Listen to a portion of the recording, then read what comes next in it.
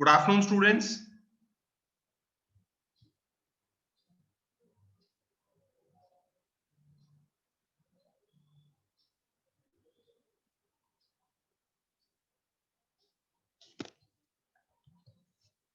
Students, good afternoon.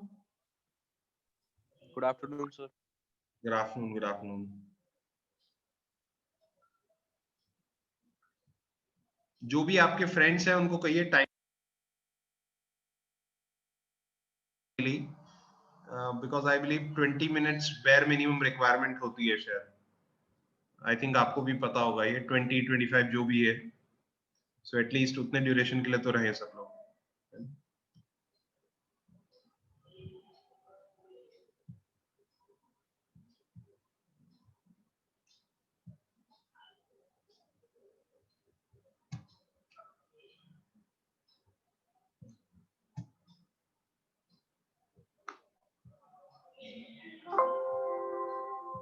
Okay, so I think we should start. थोड़ा सा revise कर लेते हैं, रिकैप कर लेते हैं एंड उसके बाद स्टार्ट करते हैं. Okay, so we were studying lossless and lossy decomposition. इससे रिलेटेड एक फॉर्मूला भी मैंने कल बताया था. This is definition of decomposition. एक रिलेशन आर है, उसको हम फर्दर कुछ रिलेशंस में we split and then again we have to combine those subsets, sub relations to form the original relation, है ना. This we have to do. So this is like for a relation there can be two subsets. R था, R को हमने R1 और R2 में split कर दिया. अगर उसका union ले, union means उसको combine करें, so we should get original R. So this is the concept. Now this is the goal of decomposition. हम क्यों decompose करते हैं? Redundancy को remove करने के लिए. This we have seen in normalization and a relation into several relations in a higher normal form. And at the same time, it is important to check that a decomposition does not lead to bad design. This is very important. It is important to check that a decomposition does not lead to bad design. Bad design का मतलब ये होता है कि अगर आपने decompose किया और decompose करने के बाद अगर आपकी functional dependency preserve नहीं हो पा रही, so then that is an example of bad design.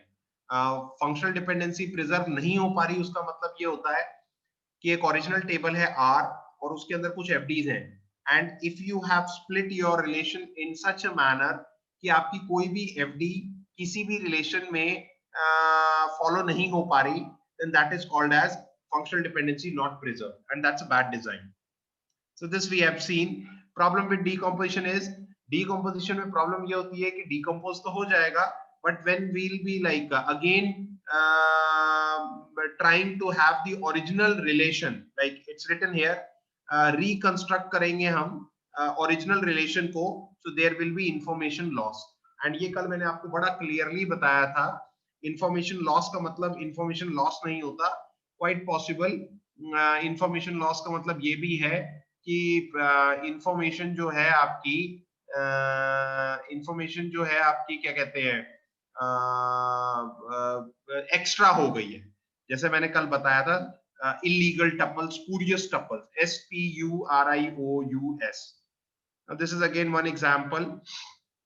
एक टेबल है this R and we have split this table into two, R1 and R2. Quickly combine the table R1 and R2 and tell me the answer. Please hurry up. फटाफट दोनों को combine करिए और answer बताइए.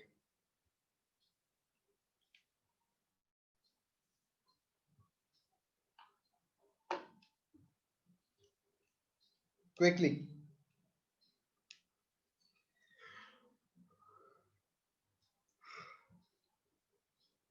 Quickly combine the table and tell me the answer.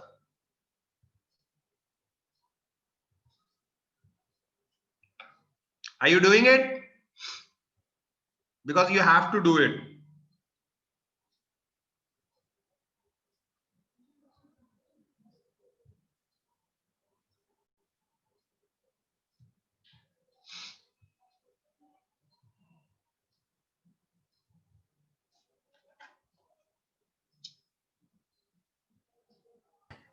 Sir, can you repeat the question again?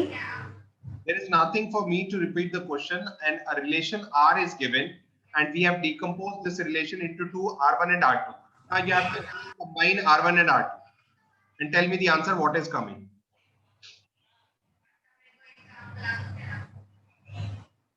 Again, the same table R. No. Sir.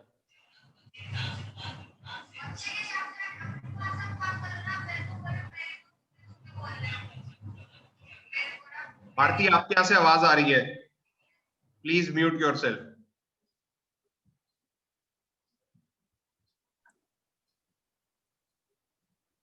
Sir, here foreign key is not present. हाँ जी, Sir, foreign key is not present, sir. Here. foreign keys I can see, beta, foreign keys there. If not foreign key, there has to be one common thing, na? You have to do the natural join. Yes sir, 5 triples आएंगे. Category दिख रहा होगा, दोनों में same है. Category same है.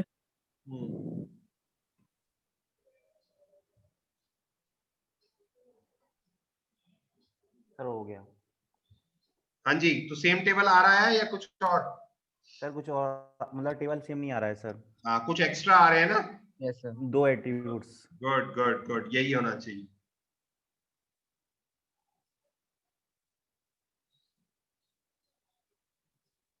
सबने किया कि नहीं? See it's very simple.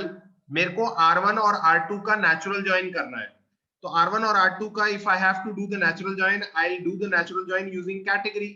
Category में पहले कैनन लेते हैं. सो ये कैनन कितनी बार मैप होगा? ये कैनन 2 बार मैप होगा. ठीक है, कैनन कैनन, तो वो 2 इंफॉर्मेशन आ जाएंगी. उसी तरीके से निकॉन, निकॉन कितनी बार मैप होगा? निकॉन सिर्फ 1 बार मैप होगा, तो इसकी 1 आ जाएगी. और ये वाला कैनन A70 कैनन फिर 2 बार मैप होगा, तो 2 और 2 4 और 1 5. So total you will be getting 5 rows. And original table में अगर आप ध्यान से देखो तो आपके पास 3 ही है. देख लेते हैं यहाँ पे. सो this is the answer for R1 and R2. यही मैंने आपको कहा था, 2 ऊपर वाले A11 कैनन के आ जाएंगे और 2 A70 कैनन के और 1 निकॉन का. So you are getting 5 rows, 5 tuples, and 2 tuples are extra, that is being represented by red. So it means this is the case of किस तरीके का decomposition है ये? Sir Lossless.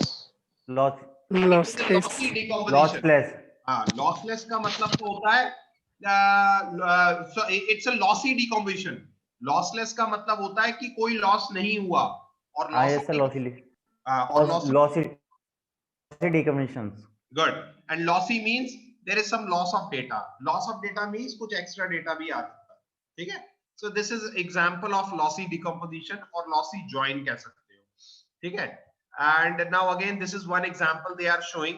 अब इसको फिर further 2 में split करवा रहे हैं, ये employee branch और project branch. जरा इसके 2 अलग-अलग टेबल बनाइए. 2 अलग-अलग टेबल बनाइए. अब उल्टा क्वेश्चन दे रहा हूं मैं. 2 अलग-अलग टेबल बनाइए, एम्प्लॉय प्रोजेक्ट और एम्प्लॉय ब्रांच. सो अगर ध्यान से देखोगे, एम्प्लॉय प्रोजेक्ट में कितनी रोज आ रही हैं? 3 सर. एक आएगी आपकी, मैं भी आपके साथ साथ कर रहा हूं, ब्राउन मार्स. एक आएगी आपकी ग्रीन जुपिटर. एक आएगी आपकी ग्रीन जुपिटर. एक आएगी आपकी ग्रीन वीनस. सर आप एम्प्लॉय प्रोजेक्ट बना रहे हैं, हमें तो एम्प्लॉय ब्रांच बनानी है ना. Sorry, employee branch. यस, मैं एम्प्लॉय प्रोजेक्ट बना रहा हूँ. Yes, thanks for correcting me. ये आएगी एक ब्राउन LA, फिर आएगी एक ग्रीन सैनजोस, फिर उसके बाद एक हॉस्किन सैनजोस. गुड. तो इसमें 3 ही रो आई आपके पास. ठीक है, ओके. अब जरा प्रोजेक्ट ब्रांच देखते हैं. तो प्रोजेक्ट ब्रांच में आएगा आपके पास मार्स LA, फिर आएगा जुपिटर सैनजोस, फिर वीनस सैनजोस, फिर सैटर्न सैनजोस और फिर वीनस सैनजोस दोबारा आ चुका है, तो एक ही बार लेंगे. तो 3 पहले आई थी और इधर 4 आई हैं. अब जरा आप इनको कंबाइन करिए और मुझे बताइए कितनी रोज आ रही हैं.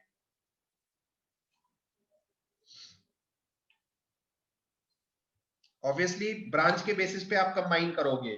तो पहली वाली आपकी है ब्राउन LA. तो ब्राउन LA कितनी बार मैप होगी? सिर्फ 1 बार. फिर उसके बाद आपकी ग्रीन सैनजोस है. ग्रीन सैनजोस दूसरे प्रोजेक्ट ब्रांच टेबल में 3 बार मैप होगा। एक होगा ग्रीन सैनजोस जुपिटर सैनजोस, ग्रीन सैनजोस वीनस सैनजोस, ग्रीन सैनजोस, उसके बाद कौन सा ये सैटर्न सैनजोस। तो ये 3 रो इसकी आ गई, ठीक है। फिर उसके बाद हॉस्किन सैनजोस कितनी सर बार, ग्रीन के साथ सैटर्न कैसे जाएगा? क्या ग्रीन के साथ मतलब ग्रीन वाली कितनी बार मैप होगी? 3 बार। सैटर्न। सर एक बार मैप होगी जुपिटर के साथ, एक एक बार वीनस के साथ और एक बार सैटर्न के साथ। बार सैटर्न में तो सैटर्न में भी सैनजोस है ना। नहीं, सैटर्न में सैनजोस तो अच्छा हाँ सैनजोस के बेस है। हॉस्किन से। ठीक है। फिर ऐसे ही 3 हॉस्किन्स वाली भी होंगी, तो you will get answer as 7 rows. आपके 7 रो आएंगी और ओरिजिनल टेबल में कितनी रोज है? 5। सो इट मींस ये भी लॉसी डिकम्पोजिशन है। You can check that. ये आपके T1 T2 है and when you will combine आप देखोगे 7 रोज आ रही है, ये 2 एक्स्ट्रा है। Clear? Yes sir. So this is the example of lossy decomposition. ठीक है। सो इस तरीके से अब हम लॉसलेस डिकम्पोजिशन की बात कर रहे हैं। तो यहाँ पर आप ध्यान से देखिए, it is saying lossless decomposition is the one which says if the natural join of R1 R2 till Rn if it produces exactly the relation R. Clear? Is it clear? Yes sir. Okay. Now this is a simple example of lossless. एक R table था, R1 और R2 में split किया, combine किया, आपको एक R dash मिला, R dash के बराबर है, इट्स अ लॉसलेस डिकम्पोजिशन।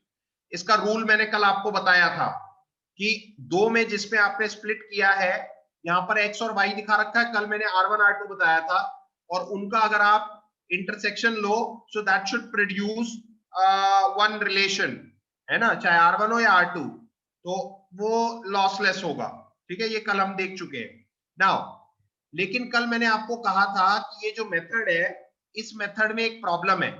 ठीक है, तो इस मेथड में प्रॉब्लम है, इसी वजह से हम इसको एक और मेथड से सॉल्व करते हैं, और वो मेथड आपको बता रहा हूं। अपने आंख, मुंह, कान, नाक सब खोल के इस चीज को पढ़िए, तभी समझ में आएगा। This is an example. Example क्या है? एक रिलेशन है R, तो ऑब्वियस सी बात है उसको हमने R1 R2 R3 में तोड़ा है और 3 FDs है। अब वो ये कह रहा है चेक करके बताओ कि ये लॉसलेस डिकम्पोजिशन है या लॉसी डिकम्पोजिशन है। So we have got a wonderful graphical way to represent this. तो अभी देख लेते हैं। अच्छा ये बताइए, ये तीनों R1 R2 R3 हैं, तो जो ओरिजिनल टेबल R होगा उसमें कितने एट्रीब्यूट्स होंगे? 5। गुड। ठीक है, अब जरा मैं इसको करके दिखाता हूं आपको ये कैसे करते हैं हम। ठीक है, I will tell you how to do this. Okay, so एक मैं एक्सेल की शीट खोल लेता हूं, क्योंकि ये एक्सेल से ही सबसे अच्छा समझ में आएगा। Okay,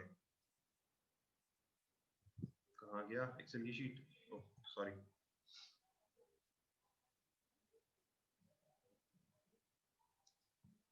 okay, so this is like Excel की शीट है।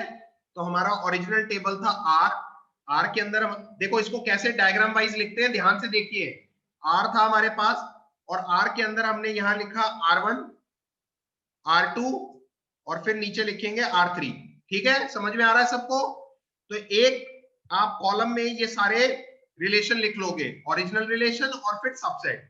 फिर उसके बाद राइट हैंड साइड में R के बगल से आप एट्रीब्यूट्स लिखने शुरू करोगे। तो इसका एट्रीब्यूट क्या है? A1, इसका एट्रीब्यूट A2, इसका A3, A4 और A5, इसमें तो सब थे। ओके, अब ध्यान से देखो, R1 के अंदर 4 एट्रीब्यूट्स है, A1, A2, A3, A5।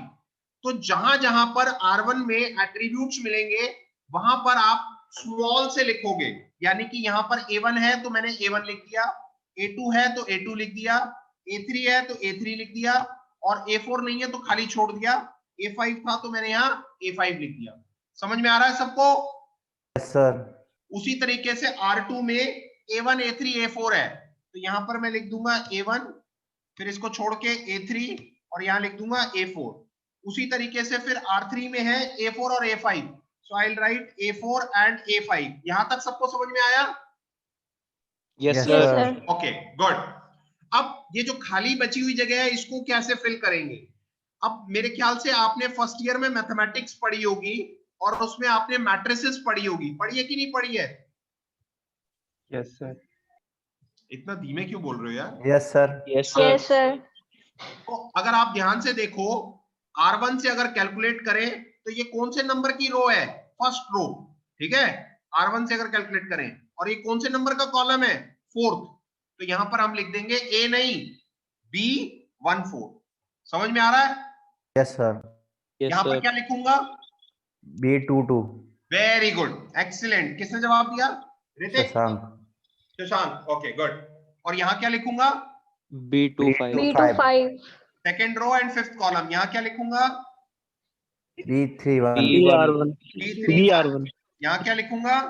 32 क्या लिखूंगा? B33। 33. ये सबको समझ में आ गया? Yes, Yes, sir. sir. अब हमारे पास 3 एफडी भी दी हुई हैं। 3 एफडी को जरा यहाँ लिख लेते हैं। So first FD is A1 से, फर्स्ट एफडी लिखी हुई है यहाँ पे A1 से क्या है? A3 A5। सो A1 से A3 A5। दूसरी एफडी हमारे पास एक और गिवन है A5 से A1 A4। दूसरी एफडी गिवन है A5 से A1 एंड A4। और तीसरी एफडी गिवन है A3 A4 से A2। A3 A4 से A2, ठीक है। ये 3 एफडी गिवन थी और तीनों एफडी को हमने यहां लिख दिया। अब ध्यान से देखो बेटा, हमें करना क्या है? हम स्टार्टिंग से रो बाय रो काम करेंगे। Again I am saying we will follow row by row, और रो बाय रो हम ये एफडी को अप्लाई करने की कोशिश करेंगे। कैसे, अभी देखते हैं। पहली एफडी है A1 से A3 A5। तो जरा यहां ध्यान से देखो कि A1 से A3 A5 पहली रो के लिए A1 पे आपको क्या मिलना चाहिए? A3 और A5। तो यहाँ A1 है, यहाँ A3 है, यहाँ A5 है, यानी वैल्यूज गिवन है। अब इसी के कॉरस्पॉन्डिंग यहां पर, अब एफडी का मतलब क्या होता है? एफडी का मतलब होता है हर एक यूनिक वैल्यू पर आपको एक अलग यूनिक वैल्यू मिलनी चाहिए। तो मुझे ये बताओ, अगर यहां पर पहली एफडी को फॉलो किया जाए तो यहां पर A1 के कॉरस्पॉन्डिंग अगर A3 और A5 मिल रहा है, तो यहां पर भी A1 पे A3 और A5 मिलना चाहिए कि नहीं मिलना चाहिए? Yes sir. Yes, sir. हम Yes, क्या sir. करेंगे? तो यहाँ पर A5 कर देंगे। तो A5 करने के लिए मैं क्या कर रहा हूं? अभी इरेज नहीं कर रहा, मैं इसको कर देता हूं रेड, और इसी के आगे यहाँ पर लिख देता हूं A5। ये समझ में आ रहा है सबको कि नहीं? Yes, sir. Yes, sir. ठीक है ना? बहुत सिंपल सिंपल समझा रहा हूं। इसको रेड नहीं करते, इसको तो हम कर देते हैं ब्लैक। वील डू ब्लैक, क्योंकि ये हमारा ओरिजिनल वाला काम है। ओके, ठीक है, इतना समझ में आ गया। अब अगर किसी ने भी मेरे से ये नहीं पूछा कि सर यही A1 से A3 A5 वाला फॉर्मूला आपने R3 के लिए क्यों नहीं लगाया? बेटा R3 के लिए मैंने इसलिए नहीं लगाया क्योंकि R3 में अप्लाई करने के लिए लेफ्ट हैंड साइड की वैल्यू अवेलेबल होनी चाहिए। तो यहाँ पर लेफ्ट हैंड साइड की वैल्यू B है, A होती तब करता। सबको समझ में आ रहा है? Yes sir. ओके, अब दूसरा फॉर्मूला लगा लेते हैं। A5 से A1 A4। तो यहां पर R1 से स्टार्ट करते हैं, पहली रो से। A5 पे आपको क्या मिल रहा है? A5 से A1, और यहां तो कुछ मिल ही नहीं रहा, तो इसको भी छोड़ देते हैं। जहां मिल रहा है वहां देखते हैं। तो यहां पर A5 पे हमें क्या मिल रहा है? A1 और A4। तो अगर यहां पर A5 से A1 A4 मिल रहा है, तो ऊपर भी A5 से A1 A4 मिलना चाहिए कि नहीं? यस सर, मिलना चाहिए। Yes, sir. एफडी है, तो इसको हम हटाएंगे। इसको अभी फॉर द टाइमिंग हम कर देते हैं रेड, और इसके आगे हम यहाँ पर, क्या हुआ, ये रेड नहीं हुआ, इसको हम कर देते हैं रेड, और इसके आगे हम लिख देते हैं अभी A4, और इस A4 को दोबारा से मैं ब्लैक कर देता हूँ। ठीक है, I will do this black. ठीक है, अच्छा, इस प्रोसेस को करते समय अगर किसी रो में आप देखो सारी A की वैल्यूज आ जाए, जो कि यहां आ चुकी हैं, इस प्रोसेस को करते समय अगर किसी भी रो में सारी A की वैल्यूज आ जाए, it means it is an example of lossless decomposition. समझ में आया कि नहीं? एक बार लाइन रिपीट कर दीजिए। Yes sir. इस पूरे प्रोसेस को करते समय, अभी देखो तीसरी एफडी की तो जरूरत ही नहीं पड़ी, अगर जरूरत पड़ती तो हम उस पे भी जाते। तो इस पूरे प्रोसेस को करते समय अगर किसी रो में सारे ए आ जाए तो इसका मतलब ये लॉसलेस डिकम्पोजिशन है, जो कि आप देख सकते हो कि पहली रो में सारे ए आ गए। क्लियर और नॉट? Clear है sir. सर क्लियर है। यस ठीक है। सर क्लियर है। अब कोई मेरे से ये कहेगा सर क्या आपने इतना कॉम्प्लेक्स मेथड बताया, कल वाला तो बड़ा आसान था। बेटा कल वाला आसान तो है, बट उसमें प्रॉब्लम क्या है, उसमें दिमाग ज्यादा लगाना पड़ता है। उसमें आपको हमेशा एफडीज को देखना पड़ेगा, कौन सी एफडी किसको डिराइव कर रही है वो देखना पड़ेगा। और उसमें एक और प्रॉब्लम है, अगर उसमें नंबर ऑफ सबसेट्स यानी number of R1 R2 R3 R4 ये अगर बढ़ जाते हैं, दो तक तो सही चलता है R1 R2, अगर लेकिन मल्टीपल हो जाते हैं दो से ज्यादा, तो ये मेथड सबसे बेस्ट माना जाता है। This is the best method for this is tabular method, so this is the best method for calculating this lossless decomposition और लॉस। अच्छा एक चीज और है, अभी हमारा काम यहाँ पर बन गया दूसरी एफडी से ही। अगर दूसरी एफडी से नहीं बनता तो हम यहाँ पर तीसरी एफडी पर जाते, और अगर तीसरी एफडी के बाद भी नहीं बनता, so we say that it is not lossless, it is lossy decomposition. Clear? Yes sir. अगर आप एक आधा क्वेश्चन और प्रैक्टिस करोगे so you'll come to know कि ये कैसे है। अभी जरा तुरंत स्लाइड देख लेते हैं। तो स्लाइड क्या कह रही है? Slide is saying okay this is the example. तो उसने भी ऐसे ही लिखा, ठीक है, A1 A2 A3 B14 कर दिया उसने, वो एक ही बात है। फिर उसके बाद उसने पहली एफडी लगाने की कोशिश की A1 से A3 A5, तो A1 से A3 और A5 पहली रो में मिल रहा है, तो नीचे भी मिलना चाहिए क्योंकि एफडी का कंसेप्ट है, तो ये काट के उसको A5 कर देगा। देखो उसने कर दिया। फिर उसके बाद वो दूसरी एफडी लगाएगा A5 से A1 A4, तो अगर आप ध्यान से देखो बीच वाली रो में इस A5 पे A1 A4 मिल रहा है, अगर नीचे मिल रहा है तो ऊपर भी मिलना चाहिए। A5 पे A1 और B14 को वो काट के A4 कर देगा। तो लास्ट में हमने देखा पहली रो में सारे A मिल गए, इसका मतलब it's an example of lossless decomposition. Clear सबको? Yes sir. Okay, I think without wasting time, let us like have few more examples of this thing only. फटाफट करते हैं। क्या डालें यहाँ पर? हम डालें lossless examples, lossless decomposition examples.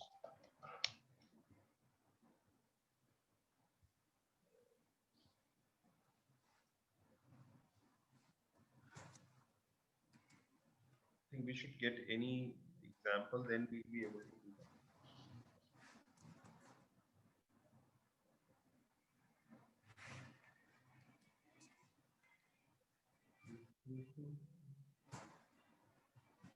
आपके पास कोई एग्जांपल है तो आप दे दीजिए। Anyone is having book of DBMS? अभी पास में है बुक कोई? No, no sir. बुक से नहीं पढ़ते हो? वैसे ही ऑनलाइन शुरू हो गया है, बुक से कौन पढ़ेगा?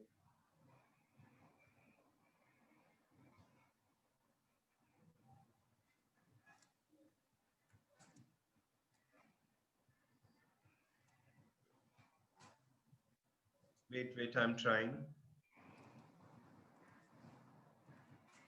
We should get an example. ये लग रहा है मुझे कुछ अच्छा एग्जांपल। It's a PDF.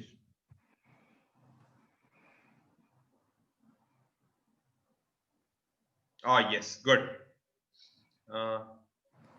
एक R है और लेकिन ये भी दो ही हैं, R1 और R2, set of functional dependency. Okay, you can try this.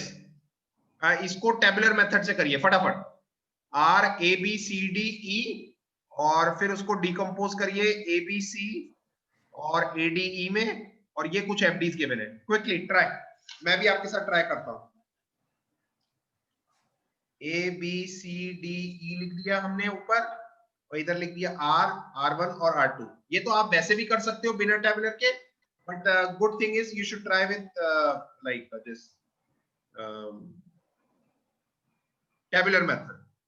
R2 में आ जाएगा A1 और D और E में A4 A5 B14 B15 और इधर हो जाएगा B22 और B23। ठीक है, पहली एफडी कह रहा है A से BC, तो ए से अगर ये तो पहली बार में ही हो जाएगा, ए से A2 A3 है, तो ए से यहाँ A1 से यहाँ पर भी वही मिलना चाहिए। Okay, you please try, this is very easy. In fact I was looking for some. अच्छा, इसने सॉल्व करके भी दिखाया है, यू कैन सी दैट, सी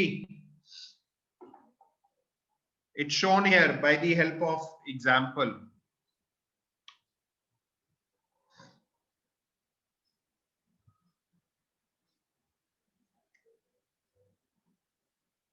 नहीं नहीं, ये दूसरा एग्जांपल है, sorry.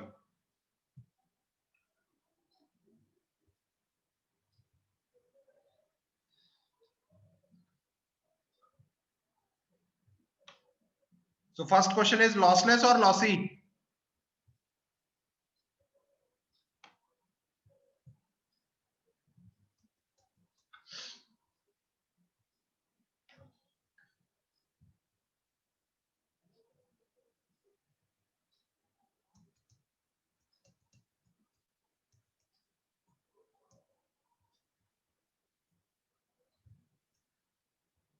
Are you solving it or not? कर रहे हैं सॉल्व। ठीक ठीक ठीक।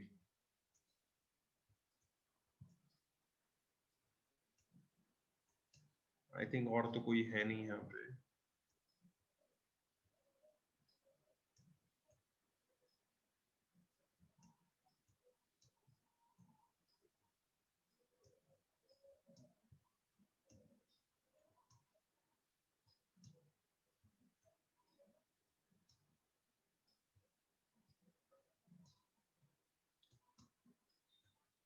सिर्फ फर्स्ट क्वेश्चन करिए।